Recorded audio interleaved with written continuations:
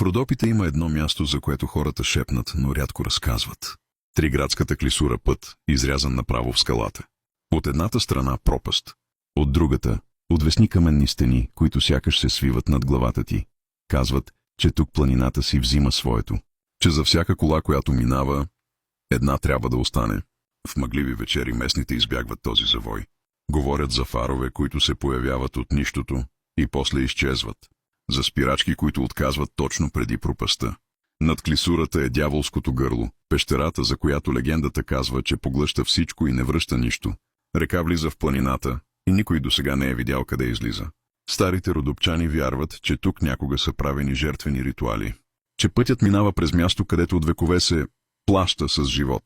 Шофьори разказват за сенки на хора край пътя, които в последния момент изчезват. За фигура с бяло лице, видяна в страничното огледало точно преди удара. Други кълнат, че са чували звън на хлопки и глухи удари като барабани от дъното на клисурата. Все едно някой още изпраща процесия към бездната. Днес Триградската клисура е туристически маршрут. Хората минават, снимат, смеят се, но ако някога се озовеш там по здрач, намали скоростта, изключи музиката и се вслушай в планината. Защото тук казват, ако не уважаваш пътя, пътят взима своето.